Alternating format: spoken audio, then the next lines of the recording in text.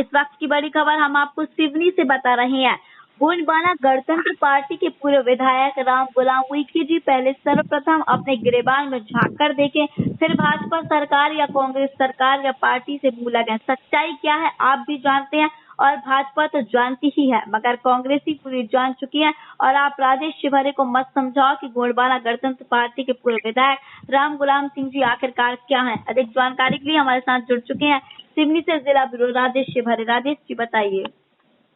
जी अनामिका जी, मैं राजधानी चैनल के मंच से आवाज दे रहा हूँ गोंडवाना गणतंत्र पार्टी के पूर्व विधायक राम गुलाम उइके जी को कि वो पहले सर्वप्रथम अपनी गिरेबान में झांक कर देखें कि वो आदिवासियों के प्रति कितने खरे उतरे हैं और भोले वाले आदिवासियों की भावना और उनके अधिकारों के हनन की बात हो या आदिवासियों की भावना पर खरे उतरने की बात हो या फिर आदिवासी भाइयों को अनाधिकृत और अवैध रूप से उपयोग में लाने जैसी बात हो, वो राम गुलाम उइके जी अब सक्रियता का परिचय वहां मत दे जहां ऑलरेडी कांग्रेस प्रदर्शन कर रही है। अर्जुन ककोड़िया जी जो प्रदर्शन कर चुके हैं वो प्रदर्शन को आप न दोहराएं, और आप में कितनी बखत है ये कांग्रेस भी जान चुकी है और भाजपा भी जान चुकी है कि अल्प समय के लिए आपने कांग्रेस को तो पराजय का मुंह दिखा दिया, लेकिन यही गोंडवाना गणतंत्र पार्टी ने ना लोकसभा प्रत्याशी केंद्र में अपनी एक अलग छवि रखने वाले सम्मानी कमलनाथ जी को ना हिला पाए और न प्रदेश स्तर में एक अनोखी छवि और अमिट छवि कहें तो अतिशयोक्ता नहीं होगी। स्वर्गीय ठाकुर हरबंस सिंह जी दादा ठाकुर के नाम से विख्यात महाकौशल से मात्र एक नाम जो प्रदेश और केंद्र तक पहुंचा, उन्हें भी जरा सी क्षति नहीं पहुंचा पाई है ये गोंडवाना गणतंत्र पार्टी। भले वो अतीत का पन्ना था कि आपको आखिर बनाया किसने है, आप ये राजेश शिवहरे को ना बताए कि आपका गठन कैसे हुआ और गोंडवाना पार्टी कहाँ से गोंडवाना पार्टी का उदय हुआ। ये जिस भी भाजपा नेता की करतूत थी, वैसे कुल मिला के उस भाजपा नेता कि जो भी करतूत थी वो बहुत अच्छी थी, देश हित में थी, प्रदेश हित में थी। इस बात से न देशवासी इनकार कर सकता और न स्वर्ण आदिवासी समाज कर सकता। आज जो सुख सुविधा भारतीय जनता पार्टी चाहे केंद्र की हो या प्रदेश की हो, जो आदिवासियों के उत्थान और उन्हें आत्मनिर्भर बनाने और उनकी बेटियां जो 5वीं या 3वीं तक पढ़कर घर बैठ जाती थी सिर्फ और सिर्फ इसलिए कि उनके माता पिता इतनी क्षमता नहीं रखते थे। मैं सभी आदिवासियों की बात नहीं कर रहा हूँ, कुछ आदिवासी ऐसे भी हैं जो ठाकुर समाज और कलार समाज और पंडित समाज से भी ज्यादा पूंजीपति हैं।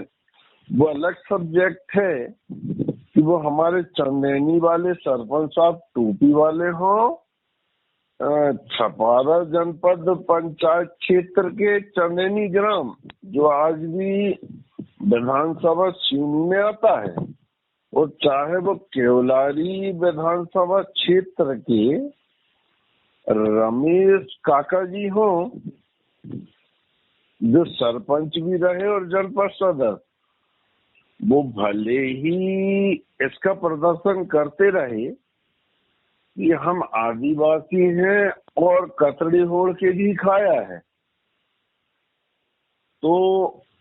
उन्हें आदिवासी या गोंडवाना गणतंत्र पार्टी ने बहुत मनाया। लेकिन वो रमेश काका भी अभी जिंदा है और मुझे लगता है, मैं बहुत दिनों से मिला नहीं हूँ, वो चंदेनी वाला हमारा काका टोपी वाला भी होगा, ईश्वर करे उसे सुखी रखे। मतलब वो टोपी वाला दादा किस पद में नहीं रहा छपारा जनपद क्षेत्र में, चाहे वो सोसाइटी का अध्यक्ष हो या फिर जनपद पंचायत में उसका ऑब्जर्वेशन और इंटरफेयर जितना अच्छा रहा है उतना ठाकरों का या फिर भाजपा की किसी नेत्री का नहीं रहा है, यहाँ तक कि किसी मालगुजार का भी नहीं रहा है इतना इंटरफेयर उस टोपी वाले दादा सरपंच चंदेली का रहा है। और उसे पूरा छपारा क्षेत्र, यहाँ तक स्वर्गीय ठाकुर हरवंश सिंह उस जी दादा ठाकुर उसे योग्य समझते थे और बराबरी से बिठाते थे। बुद्धेंद्र भी राजेश शिवहरे ने देखा है। और आप जो आज गोंडवाना गणतंत्र पार्टी के पूर्व विधायक कहलाए जा रहे हैं, आपने कांग्रेस और भाजपा के गढ़ को और कांग्रेस और भाजपा को हराने में किसी भी किस्म की कसर नहीं छोड़ी है, ये भी मत भूलो। और पंचायती राज व्यवस्था में जो निर्माण हुए, चाहे वह आदिवासियों के उत्थान के लिए हुए हो या उन्हें आत्मनिर्भर बनाने के लिए हुए हो या उन्हें शिक्षित करने की पुरजोर कोशिश कांग्रेस शासन काल में कांग्रेस के वरिष्ठों ने और भाजपा शासन काल के वरिष्ठों ने की हो, उन आदिवासियों के मुंह का निवाला तक आपने छीन के खाया है, बेदन मत भूलो। और वो ठेकेदार, चाहे वो किसी भी स्तर का ठेकेदार हो, निम्न स्तर से लेके वरिष्ठ कॉन्ट्रैक्टर चीनी जिले का गवर्नमेंट कॉन्ट्रैक्टर रहा हो, उसके चेम्बर से आपने 500-500 रुपए लाया है या नहीं, पहले उसका हिसाब दीजिए। उसके बाद आप चीनी जिले के जिला प्रशासन डॉक्टर राहुल हरिदास फटेंग या जिला पुलिस अधीक्षक कुमार प्रतीक जी, मैं बार बार कहता हूँ कुमार प्रतीक जी के लिए कि वो 2 टूक बोल चुके हैं कि हम राजनीतिक हस्तक्षेप बिल्कुल नहीं चाहते और हमारी अटैची हर समय तैयार रहती है, और न हम राजनेताओं से दबे हैं और न राजनेताओं के संरक्षण में चीनी जिला का प्रतिनिधित्व कर रहे हैं। तो आप ऐसी धमकी गोंडवाना गणतंत्र पार्टी ने जब कांग्रेस को क्षति पहुंचाई थी उस समय भी नहीं दे पाए हैं, इस बात को मत भूलो। और जिस भी पत्रकार ने आपकी यह न्यूज प्रकाशित किया है वह भी मेरा भाई है, उससे आपकी सही औकात वक्त का ज्ञान ही नहीं है। वो कहना चाहिए राजेश शिवहरे से सीखा तो नहीं है पत्रकारिता, लेकिन हाँ उसके दोस्त से जरूर सीखा है उसने पत्रकारिता करना कि पत्रकारिता की कैसी जाती है, और उसके दोस्त को पत्रकारिता करना सिखाया किसने है, वो पत्रकार और राम गुलाम उनके इष्ट मित्र से पूछे, छपारा वाले से, कि उसका पत्रकारिता क्षेत्र का गुरु आखिर है कौन। और राम गुलाम उइके जी, आपकी भी धोखे की दीवारी हो गई थी उस समय, जैसे हमारे दादा ढाल सिंह जी को समूचे जिले का भाजपा कार्यकर्ता और भाजपा वरिष्ठ आए दिन बोलता है कि धोखे की दीवारी हो गई, इसलिए दादा ढाल सिंह बिसेन जी आज सांसद पद में तैनात हैं। वो भाजपा कार्यकर्ताओं और दादा ढाल सिंह की जो भी कार्य प्रणाली है वो भाजपा का मुद्दा हो सकता है या कांग्रेस का मुद्दा हो सकता है, लेकिन एक पत्रकारिता जगत का मुद्दा नहीं हो सकता। वो अलग बात है कि हम किसी व्यक्ति विशेष विधायक का पक्ष लेते हैं, ये हमारा व्यक्तिगत मामला है। हम राजधानी चैनल को 10 बार बोल चुके हैं कि ये हमारा और उस व्यक्तिगत राजनेता विधायक का व्यक्तिगत व्यवहार और आपसी भाईचारा है कि हम उसके फेवर में न्यूज लगाएं या खिलाफ में न्यूज लगाएं, और हमने खिलाफ में भी लगाया है। हम क्यों झूठ बोले कि भाई क्षेत्रीय विधायक जो भी रहा हो वो हमारे लिए क्या है और किस काबिल है ये समूचा जिला जानता है, लेकिन उसके बावजूद हमने अपनी पत्रकारिता को निष्पक्ष रखने की दृष्टि से वह समाचार लगाया है और वो कार्य आज सुचारू रूप से चल तो रहा है। नहीं तो ये जिला जानता है कि कांग्रेस ने और कुछ भाजपा कार्यकर्ताओं ने उस अधिकारी के पीछे यहाँ तक लगा है कि वो किसी भी किस्म से चीनी जिले से कृष्णमुख हो जाए, मगर वो तो किसी विधायक की प्रतिष्ठा लगी है जो वो आज दिनांक तक उस पद में तैनात है, और ये भविष्य का मामला है कि वो कब जाएगा, और ये वो तय भी विधायक ही करेगा जब वो जाएगा। एक चीज और सुन लो, और दूसरी तुम जिला प्रशासन की बात कर रहे हो, आप एक थानेदार के पास जाके बात तो करके देखो, वर्तमान में उसके चेम्बर में बैठ के देखो, अगर वो इज्जत और सम्मान से तुम्हें बैठा ले इतना ही बहुत है। क्योंकि आपके चर्चे घनसौर विधानसभा के जरूर आप विधायक रहे हैं, लेकिन समूचा जिला जानता है कि राम गुलाम उनके पूर्व विधायक का अतीत क्या था और वर्तमान क्या है, और वो आदिवासी भी जान चुका है। वो तो आदिवासियों का या गौंडवाना गणतंत्र पार्टी का समारोह होता है, तो गौंडवाना गणतंत्र पार्टी के वरिष्ठ जनों का ये